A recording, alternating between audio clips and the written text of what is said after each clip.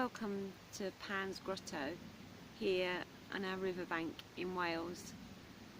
It's not very late, but it's already really dark and getting cold.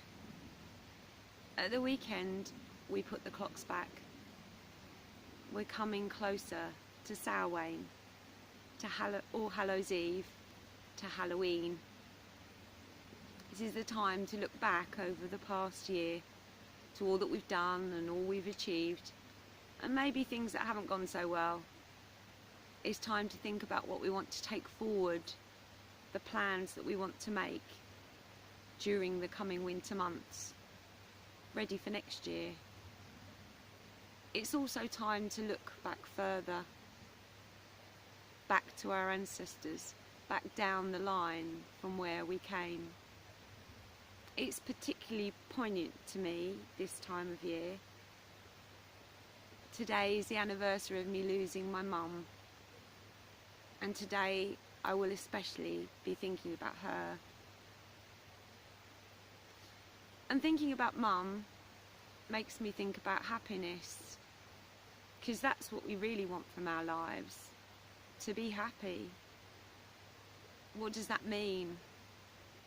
What does happiness mean to you? Tonight I'm going to read you a short story, and it's called The Key to Happiness. I hope you enjoy it. Clara took one last look around her kitchen. The fridge was empty and clean.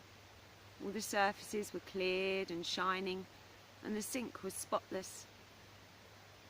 The living room welcomed her with its high back chairs by the fire, and she took her customary seat. The photos of her and Bertie, 60 years of memories, smiled down at her from the walls. She recalled her wedding day, her dress handmade with fabric bought with clothing coupons from friends and family. Her best friend Irene borrowed the dress the following year. Dear Bert, with his wonky smile and long, strong arms.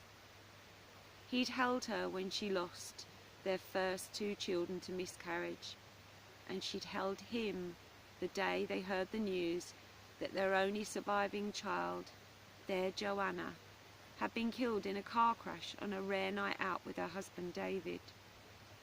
Bert never recovered, sadness and grief turning to depression.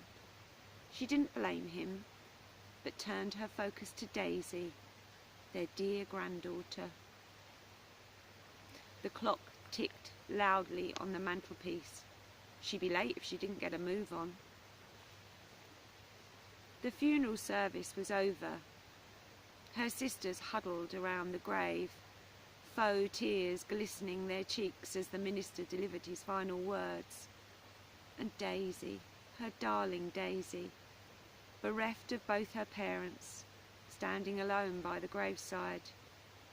She was a beautiful young woman now, no longer the child Clara had spent so many happy days with. Brought up by David's brother and his wife, Daisy had siblings, made friends easily, but always made time to visit her nana, sometimes on the way home from school, but more often at weekends. Back at the house, Clara watched Daisy handing round sandwiches. The venue of vultures gathered, bemoaning the news they had to wait until Monday morning to visit the family solicitor. Clara chuckled to herself at their annoyance. She found Daisy perched on the garden wall, talking to Frederick, sitting beside her. "They just don't care, Freddie," said Daisy, tickling the tatty-eared tomcat.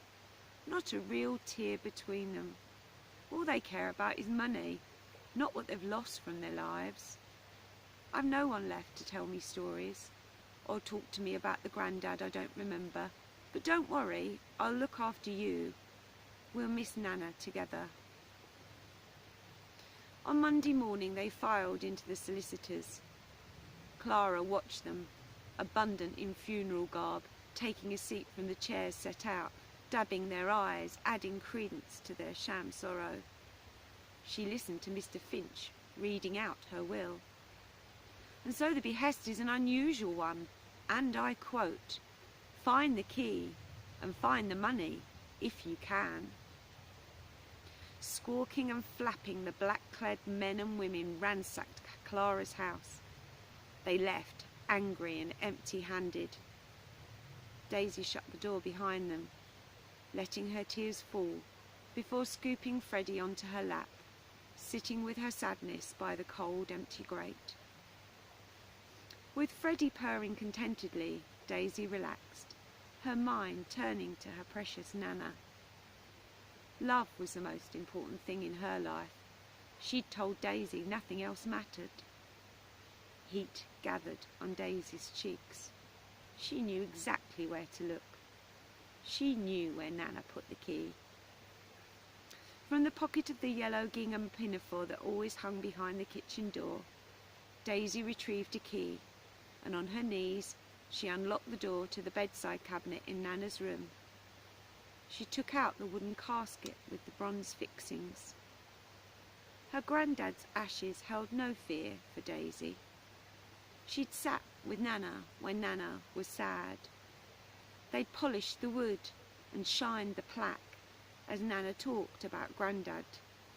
She talked to him too, sharing Daisy's achievements from school and ballet class, letting her tears fall until Grandad was returned to the safety of the bedside cabinet and Nana was all smiles again. Lifting the lid and removing the stopper, Daisy put her hand inside and withdrew a key fob with a brown baggage label attached. There were 3 keys, a house key, a safety deposit box key, and the key to Nana's Morris Minor. On one side, the label read, Daisy Clara Wainwright, while on the other, in Nana's best handwriting, My dearest Daisy, it's all for you, darling, and remember, love is the key to happiness. Thank you for joining me on my riverbank this evening. I hope you enjoyed the stories. Subscribe now to Phoenix and the Dragon and catch up on other stories and book excerpts. There'll be more stories coming soon, and I look forward to you joining me then. For more information about my writing, my dancing and my healing, visit www.wendysteele.com. Do leave me a message. I look forward to hearing from you. Good night.